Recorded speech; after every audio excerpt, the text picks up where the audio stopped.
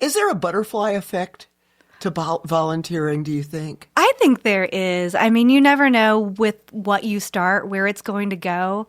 Stay tuned for more with Jann Seymour of Hands On Nashville about volunteering and making a difference.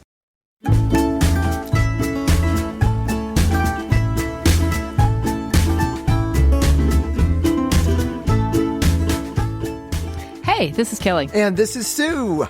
Welcome to Front Porch AF, where friends and neighbors gather to have a drink and a laugh and figure out how to solve all the problems of the world. Cheers, y'all. Cheers, y'all. Hey, Sue. How you doing? This is another configuration. For everybody on audio, you don't know and you don't times care. here.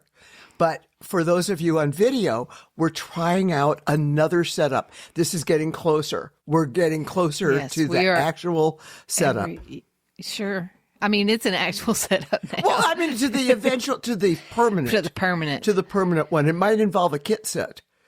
Kit gave me $200 for my birthday. Oh. Thanks, Kit. And Did she know it was my birthday, too? I'm going to have to tell her when my birthday is. Yeah, that's right. Because, Anyway, so I'm going to buy the perfect size table. Okay, awesome. With that, and it's going to be called the Kit Set. I love it. Yeah. Can we get our name painted on it? Oh, we could have it engraved. Yeah. We could have it tattooed. I have a wood burner, so we could You do? Yeah, oh we should stencil You it. have every kind of electrical thing known to man, don't you? And have things that you need that have purpose. Okay. Anyway.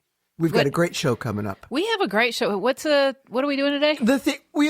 Part of the reason we started this podcast was so that we could bring about positive change in the world. We've had lots of guests who work toward the betterment of the entire universe.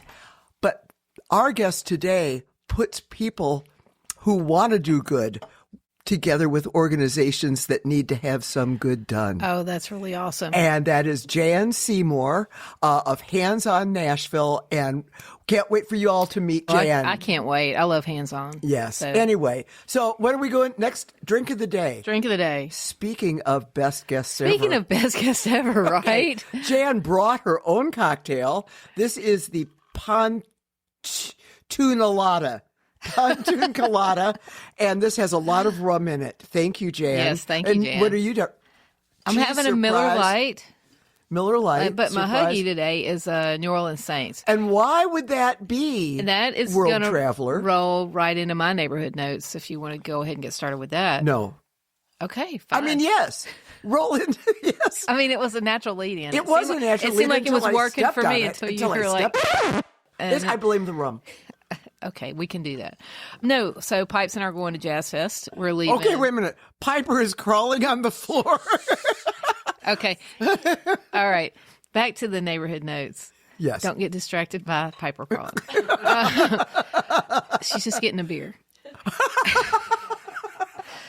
But so we're going to be in New Orleans next week, and we have brass passes to JazzFest. So we'll be at JazzFest both weekends, and then we got a place that we're staying during the week, and we're going to work next week because we both work remotely, so we'll be working during the week. Super excited. Oh, I love JazzFest. We had we didn't have a big, we had like a small, like family style crawfish bowl last night. I know. And I got my hip. I just had hip surgery, and I couldn't sit that long. So I think it was all that basketball. If you hadn't been out there shooting basketball, and for hours, I was amazing. You were. We got it on video.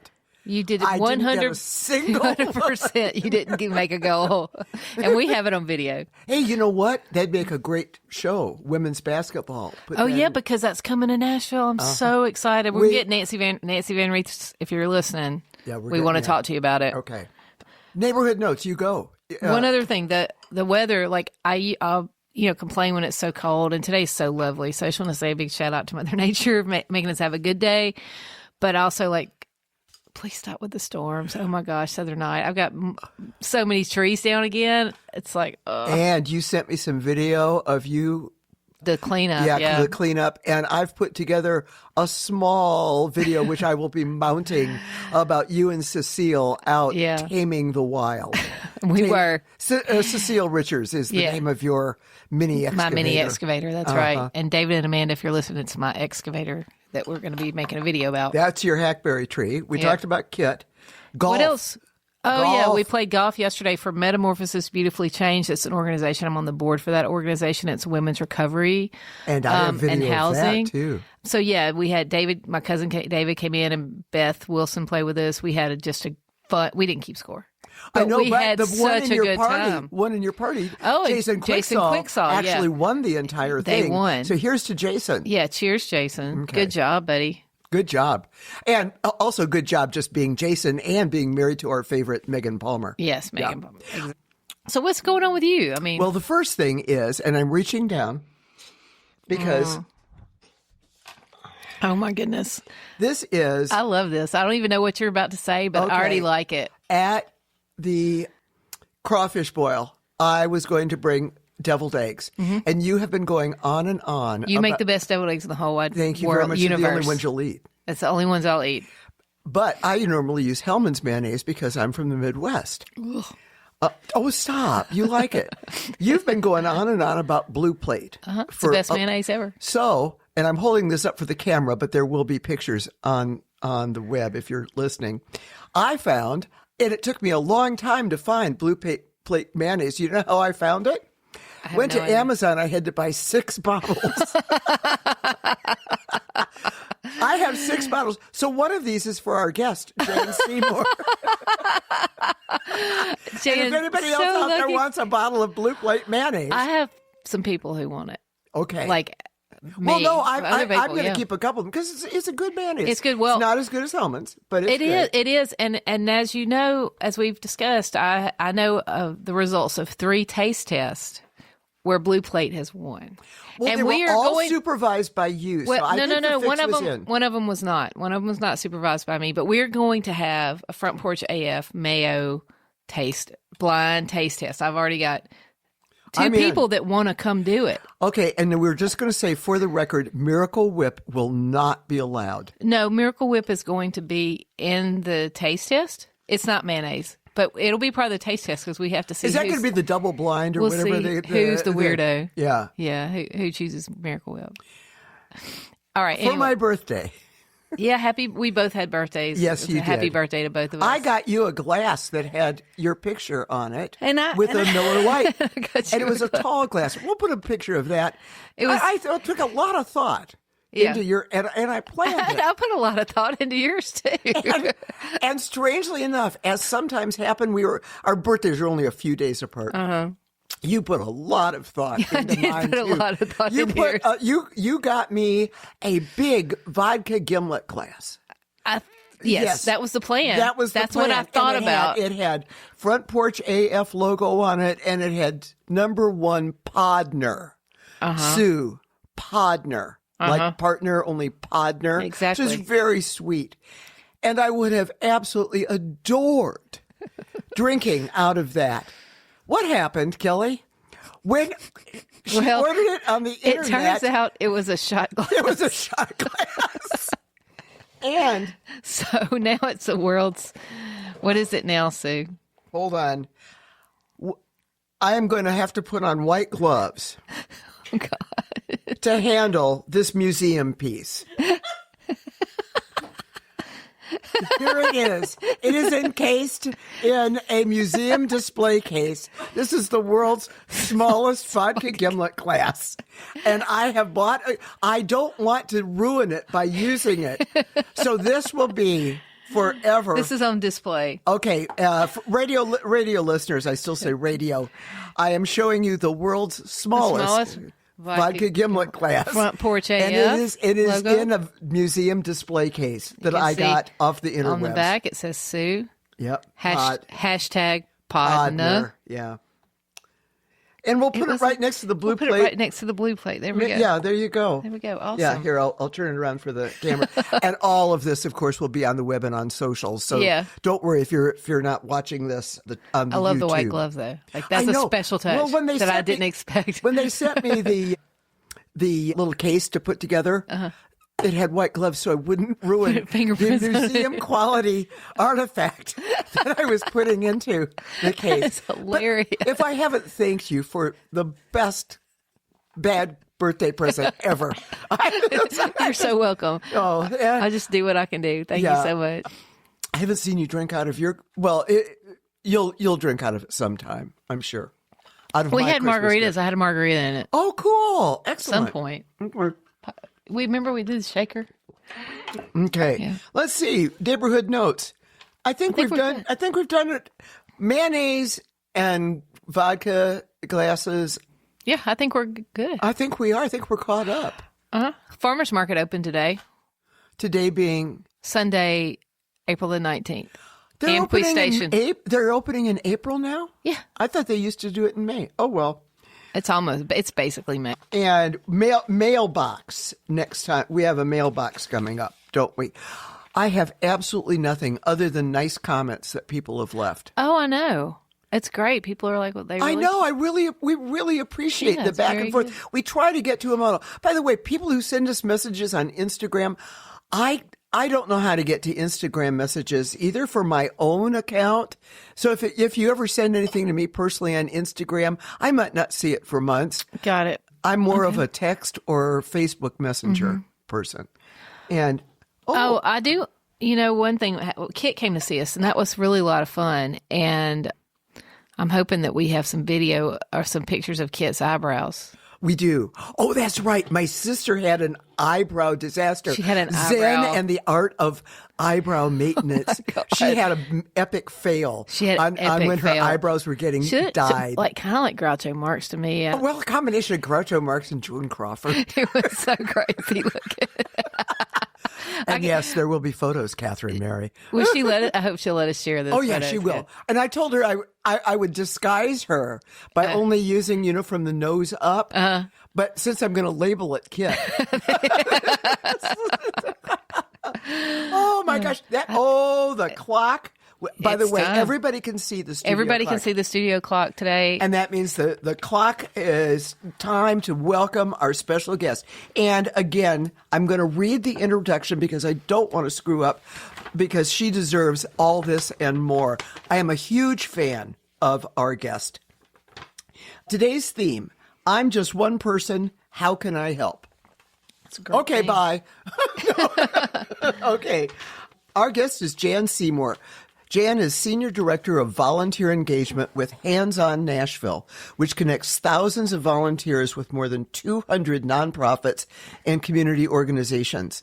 And if you've ever wondered how one act of service can ripple through an entire community, stick around. Jann has a lot of information on that. Jann hails from Rush County, Indiana, fellow Hoosier. She got her BA from Ball State and a wanna know. Master of Public Administration. Both of my sister and my brother graduated from Ball State, so I'm a big Ball awesome. State fan. Awesome. And she's got her Master of Public Administration from the University of South Carolina. That's cool. In South Carolina. I won't sing. She got into nonprofit work volunteering at the Animal Rescue Fund in Muncie and has continued with that for almost 25 years now, including a stint at Make-A-Wish. She was an AmeriCorps volunteer and she worked as director for NeedLink Nashville. And for the last 8 years, she's been with Hands On and United Way. Jann is also a singer-songwriter who plays a mean auto-harp. After college, Jann got some advice from fellow musician Phil Lee, also known as the Mighty King of Love, I'm to gonna have come to to check him East out. Nashville, a great place for a starving artist. And that's where Jann and I first met, when she was living in East Nashville. You can catch Jann and her acoustic band, the Midwesterneers, playing Nashville's one and only Brown's Diner. But until then, welcome Welcome, to our Jann. front Come over. porch, Jann Seymour. Thank you for Yay. hanging with us. I love the name of your band. Thank you. So I'm from Indiana. My singing partner is from Wisconsin. Her husband is from Michigan. My husband is also from Indiana. So we do a lot of farm core. Oh, that's awesome. And you all use your turn signals, don't you? Absolutely. Absolutely. Am I a monster? Okay. Let's start with Volunteering 101. Yeah. What does Hands On Nashville do and how do they do it? Okay, so there's a lot of different things. I think the thing that people know us most for is when there's a disaster, right? Flood, 2010 flood is when I first. Yes, and a knew lot about of you. people, if they're really old school, remember the 98 tornado, Yeah. but the 2010 tornado, the Madison tornado a couple years ago, and Yeah. right now we are still picking up ice storm debris. Oh, yeah, me too. So that's when we lead volunteers ourselves. But all year, all the time, we have about 200 other nonprofits that need volunteers. And so we are just that connection point because you might want to do something, but do you have time to do all the research and call around everywhere and say, hey, what do you have available? Or even go on all of those websites. So people can come to the hands-on calendar and just go to one place and see what 200 different organizations are doing. And it is calendared. So if I say, hey, I have time free at 9 o'clock this Saturday, there's 5 things going on that I could help with. So it's all calendared out. And then if people really want to get in deeper, there's also like a long-term and skilled volunteerism page. So I know I have every Wednesday free. I want to do something with that. What can I do? So they can go to the skilled page and see what's available that they can really dig into as well. That's wonderful. That's actually very sophisticated. Yeah. That whole Yeah. network of doing that. And I've volunteered with y'all during the Madison tornado Yeah. 3 years ago. 3 years ago now. Yeah. And I thought it was like, wow, it's super coordinated. And there you have to sign waiver, like you have a shirt and everything. We don't just want By the way, people wandering into your yard unidentified. links to all of this will be on the web. It's just HON.org. Correct. handsonnashville.org. But we'll Hands have all On of is a bigger organization, right? Yeah, we are now. So we became part of United Way in 2024. We were our own thing for a little over 30 years. And we were working with the same partners as United Way. When they were raising funds for disaster and giving those out to partners, we were getting the volunteers for them. And we just kept finding ourselves crossing paths and saying, well, how do we work together better? And they offered to sort of adopt us and do all of our finance, all of our IT, all of our back end stuff so that I used to be operations and now I get to do the fun stuff. I actually get to do the volunteer engagement piece. That's wonderful. Okay, so I'm a person who would like to volunteer Yes. for something. Yes. What difference will I make? What if I can only volunteer for one thing? Is it even worth it? I mean, is there a benefit for just doing one thing one time when I can, or should I think I should do it every week? Yeah.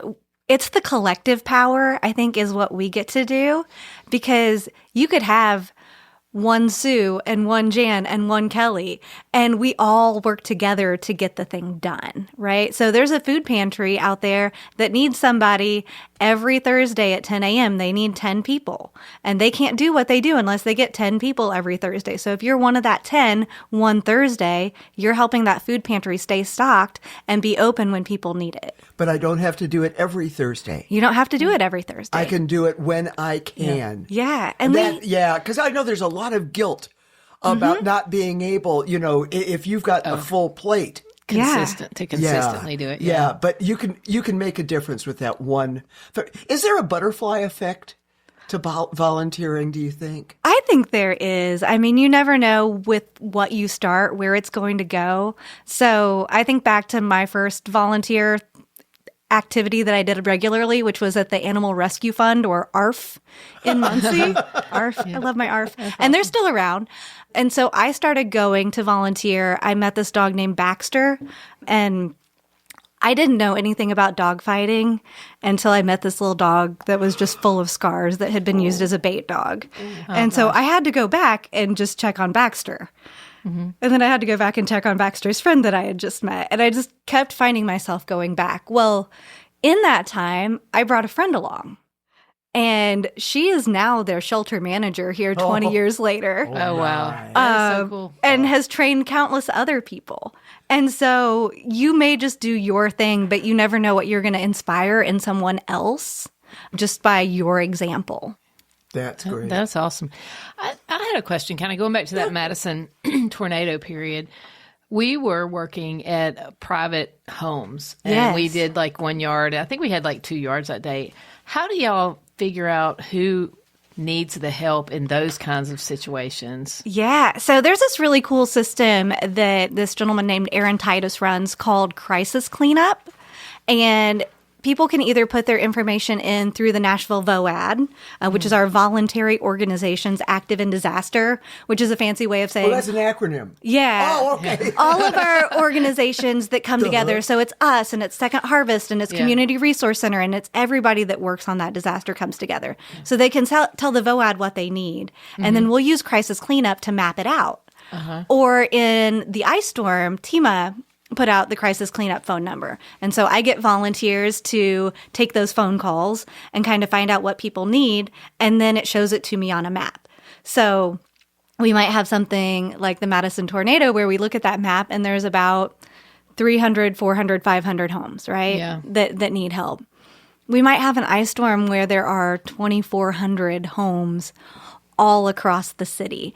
And so each disaster is a little bit different in how you work it. So for Madison, we knew, okay, this is the neighborhood. These are the neighborhoods that got hit. We're going to go, we're going to land, we're going to embed, we're going to set up shop.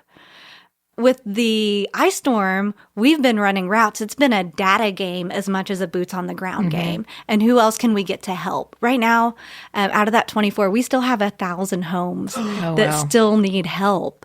And we are running volunteer crews every weekend with churches, with businesses that want to volunteer. They can come out and bring a group during the week, and we'll run a special day for them. And so just really getting all of those houses checked off. It's really fun on the map because once we work them, they turn green. So I've been watching this like big red blob turn into little speckles of green. Oh, that's great. Yeah, it's very satisfying. So one more question on that. Oh, go ahead. Yeah. So what... The other thing is there were crews there that were running chainsaws, and there was like, somebody's come with a skid steer, and so I have lots of heavy equipment. I have like multiple chainsaws and stuff. But how do you vet that? Like, what kind of vetting do you have to have? Because you can't just have any rando coming in there with a chainsaw or bringing their tractor over, right? Right. Well, Lets me out. Like, how does that? That work? So there's a couple different things that happen. One is that there's these national organizations that come in. So we've been working a lot with Inspiritus, which is the Lutheran Disaster Services. We've been working a lot with the Search and Rescue Group out of Ohio. So there's all these groups that will come in and help, and they bring the skilled people, and we bring the people that can get it all and take it to the curb. Yeah. We also have our own disaster volunteer leader program. And so these are folks that we train. There's an orientation.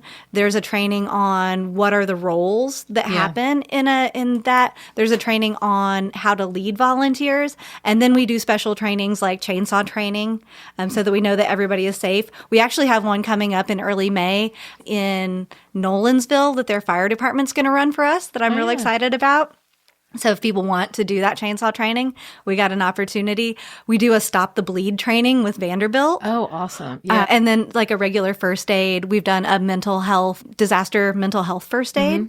So all the different little things that you can think of. So we have our basic trainings, but then we also try to do some special things for those disaster volunteer leaders. And so everybody's out there wearing their yellow shirts. These are our orange shirts that we know are trained and able to make sure that everybody's safe in those instances. I love that. I mean, because that shirt is a big deal. That's how you guys know who's with you, and then what their role is. It's so good. And like when I hear you talk, I'm thinking like you guys have been doing this for years, and this experience has allowed you to build this really cool system where you can plug people in out, and you know what people need to be trained on. And we have an incredible disaster response manager who is from Puerto Rico. And after Hurricane Maria, decided that was something that she volunteered on and really just took it to heart. And so she got some more training in that. She was an EMT. And so she got more training in that. And we've been really happy to have her here in Nashville. That's awesome. I noticed that you said that the ice storm, which happened in February, was it January 23rd. It feels like 23rd. Like it feels like yesterday. Yeah, we are still we're having reverberations. As a matter of fact, today the city is picking up the last of the debris. They want all of your debris out. But it's not. Why are they? That's another conversation because they're still okay. So they're still being nice enough to work with us directly as well when we let them know that there's something to pick up. Yeah, that's good. This is a 3-month disaster cleanup. How long does it take for a tornado? I mean, for instance, what kind and a flood? How long were you all doing volunteer work for the flood of 2010 or the tornado of 2000 2 years ago? Whatever. There was Madison, and then there was one right before that happened like a week before the shutdown of COVID. That was a crazy time. That big 2020 tornado was huge. 2020 was crazy. Yeah. I mean, it doesn't just magically clear up after a week or two of volunteering. Right. You are still doing an ice storm, which in my mind, there's a finiteness to an ice storm. A flood, though, people are still tearing down their walls. A tornado. How long do you keep a disaster or a need on your books? Yeah. So people do eventually move into a case management system that will help them fully recover. But really what we talk about is sort of threes. So usually emergency personnel are on the ground for the first 3 days. So people get real excited and want to take those chainsaws out right away. Right? Mm-hmm. And so a lot of our job in the first 3 days is just saying, okay, y'all, we're trying to figure this out. We're trying to figure out where we can be needed. But right now, the emergency personnel need to be out there on the ground getting everything put together so that it's safe, so that the power lines aren't down, so that you're not walking through mucky water. So like, what are the things that need to happen first? So the first 3 days are an emergency, right? Your first 3 weeks are going to be that response from volunteers that's a really strong response where we embed into that neighborhood and really just work really concentrated in that area. It's going to take about 3 months for volunteers to do most of the volunteer work. But then you're going to look at 3 years to get everyone recovered. Wow. So I know around the time that the Madison tornado hit, we were just then closing out some of the final cases from the 2020 tornado. Wow. Because you have to work with the insurance. You have to figure out what's available. They just made the FEMA declaration for this ice storm for individual assistance. So you had home damage, this is a really good time to be looking to see if you're eligible for some of that FEMA assistance. Yeah. Okay. So it does take a while to get everything together. And you think about all of the things that you lose and that you have to build back, or maybe you're displaced. How long does it take you to get back into that home, to move everything out, to move everything back? I know you all went through some flooding here in this room that we're sitting in.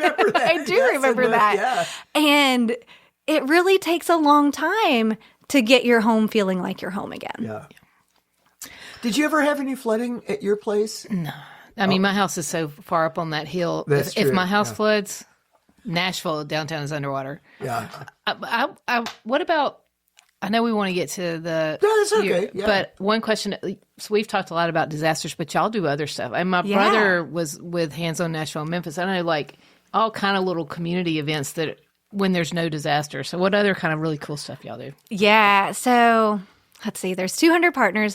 Some of my favorites, one is our friends at Shower the People. Mm-hmm. Oh, yeah. And they have a bus, and they take it out to areas where a lot of people who don't have housing would gather for meals or different things. And the volunteers help, turn it over between guests, make sure everything's ready for the next guest, help hand out clothing. Because it's not just you're taking a shower, but you might have been having to wear the same clothes for 3 days, right? Yeah. Let's freshen up. They also have laundry services. Yeah, they used to set up at the church here on the corner. Yeah. And I was volunteer with them for a bit. Now that's anyway. But they go wherever the need is in different times. So that's one of my favorite ones. And that's Shower the People. That's Shower the People. We're going to have a link on the website. Oh, great. Okay. Yeah. And you also mentioned our friends at SAFPAW. That's right. Southern Alliance for People and Animal Welfare. Yes. Yeah. And they're great. We're still working on them and getting formal partnerships, but I just always like to point out that there's formal volunteering, and then there's just that thing that you know about in your neighborhood that is just such a good cause. And Lori over there just do such great work. I got to know them when I was working at NeedLink. I met a woman about my age, and she had lost her housing because of some mental health challenges and was living in the woods with her cat. and just adored that cat, would not do anything for herself if that cat couldn't be taken care of. And so SAFPAW was able to find a foster for her cat so that she could be safely housed and kind of move around as she needed to for a year until we were able to get housing. And SAFPAW is an example of, you hear something about people and animal. Oh, I'm allergic to dogs. I'm allergic to cats. I can't help. But they also run the sandwich program. Yeah. And I participate in the sandwich program. On Saturdays, they make and distribute sack lunches. Yep. And people bring in pre-made sandwiches by the hundreds, and they pack them up. And so just because you see the name of something like river and, oh, I can't swim, it doesn't mean you can't volunteer. That's right. Yeah. The flood of 2010 first made me aware of Hands on Nashville. And you said that your brother, Kelli, works with Hands on Memphis. I don't think he still do. He did it a few years ago, and I think he was even on the board for Hands on Memphis for a while. I think he's too busy doing swim meets and soccer, travel soccer club now. But for a while he was on the board. Well, if you don't have a hands-on or an official organization in your town or your community, how do you have suggestions for people who may want to volunteer but don't have a formal hands-on organization? Yeah, they may have a United Way as well. And that's one reason that it was such a good combination of hands-on and United Way, is that a lot of different United Ways, most communities in America are served by a United Way, and a lot of them do have volunteer engagement opportunities. But just get on Google. Really Get on the Google and just say, volunteer, and then what's your issue area, and then your town. So say I'm in Indiana again, and I'm in Shelbyville, and I might want to know what to do with animals in Shelbyville. And if I go on Google, I bet I'm going to find a rescue. I bet I'm going to find a shelter. I bet I'm going to find a couple of things that I didn't even know existed that are there in my town that need help. Because that is something that we know, is that nonprofits right now are getting asked for more and more and more services as people's benefits get cut. But then at the same time, the nonprofit grants are also being cut. While we're seeing all these funding reductions. And so volunteers are just really more important forever to get all of the people, all of the services that they need. Nonprofits are being asked to do more and more, but they don't have more money to do it. But what they can do is get more people involved. And that really does make the difference. Can I switch gears here? Switch gears. Shift I into want second. to switch gears to the auto-harp. Oh, the auto-harp. Okay. All right. We have our guest plays the auto-harp. And you're going to stick around for a bonus video. Love that you play the auto harp. I know. It's so cool. Why? Oh, and as I say, you wrote a song called Sunday Beer. I did write. Yes. Because in Indiana, when we were growing up in that Indiana, might be my new theme song. Yeah, you couldn't buy beer. And on Sunday. You couldn't in my hometown was dry forever, but still. So you'd have to go out on Saturday to get your Sunday beer. Yeah. So or if you knew somebody, there might be a garage on the alley in your small town where you knew somebody. It might be a little more expensive and it might be warm, but you might be able to get some Sunday I love beer. That. Yeah. So what brought you to the auto harp? My husband was in bluegrass school at East Tennessee State. And I was fighting to learn how to play guitar with these little stubby fingers. And, when you're in grad school, nobody has any money. Yeah. And he and one of the other guys in the ETSU Pride Band, Dan had a fiddle and the other guy had an auto harp, and they traded for their girlfriends for Christmas. Oh, how sweet. And so that's how I ended up with my first auto harp. It was the sweetest It's thing. kind of like a gift of the Magi. I know. Oh, that is so sweet. That is so, look at that. The heart. I know. Okay, we're all doing Taylor Swift hearts. And I think he knew that I love some June Carter Cash. Yeah. Oh, yeah. Really, one of the events that they played there was actually at the Carter Fold over there in Virginia. It was so amazing just to be in that area. So I really love that sort of bluegrass, old-timey country music. So the auto harp goes really well with that. Yep. That is so So cool. Yeah. We're going to get to hear it later, yes, right? we are. And the hands on the clock, everybody can see the clock. To finally have full transparency. We finally full transparency. And on the front porch. Just like our government. That's what I like about us. That's what makes it the best government we've ever had. Best government we've ever had. Best government we've ever had. And Jan, if you believe that, I have a bridge in Brooklyn I will sell you real cheap. Thank you, Jann Seymour. Jan. Awesome. Cheers. I'm going to get Cheers. some more of your wonderful concoction here. Yes. And so as we wrap this up, wonderful information. We're going to have all of this and more on the web. Jann Seymour, thank you for helping. Yeah, thanks for letting me hang out. Oh, now we've got to wrap this listen, up. I have numbers on my pages so that I don't get lost. Now we're fine. Next week, I have no idea. What's coming up next? Next, we are going to have Michael and Tanya Bradford from Una Acre Farms. Oh, cool. And so tell them about Una Acre. Madison Amqui Farmers Market, Amqui Station Farmers Market just opened up. So that opened today. They're going to come on this week. They have a wonderful farm and all organic, and they do flowers and all the vegetables. They have a CSA, so like you can subscribe and they bring you vegetables once a week, whatever they have going, and everything is so amazing. And I'm very excited to have them on. And they're right next to the largest bamboo farm. Ooh. Yeah, but we're not talking about the bamboo farm. Well, I know, but it's just an interesting. It's all on the bend. It's all in Neely's Bend. It's all in Neely's Bend. But they started with 1 acre, right? And so I didn't know that. Una Acre. Una Acre. UNA meaning 1. Acre meaning acre. Yeah, so I'm very excited to talk to them. And Tanya, they're from New York, right? And Tanya decided to do this, wants to come. She learned how to do all this. This is going to be really fun to talk to them. Okay. And they're big members of our community. So that's what's coming up next for us on the porch. But yeah. So I believe your next section this is our social media and internet roundup brought to you from the mouths of Kelli. Kelli? Tell us about our website. You can find us on the World Wide Web, www.frontporchaf.com. You can Facebook, sign up. Instagram, YouTube. You can sign up on our website. For exclusive content. 2 words. First exclusive. word. The first word is exclusive. The second word is content. So sign up for exclusive content. What? Social. Instagram, Twitter. Not Twitter. Not Twitter. Mark, what will we never, ever... There you We're go. Never We'll on that. never on the tweet. TikTok. We're on the TikTok. You're on the TikTok. And we're on the YouTube. The YouTube, yeah. That's super The great. YouTube. So... I think it's your turn. Oh, it is? Yeah. Okay. So, until next time. We gather on our audio front porch, grab a drink.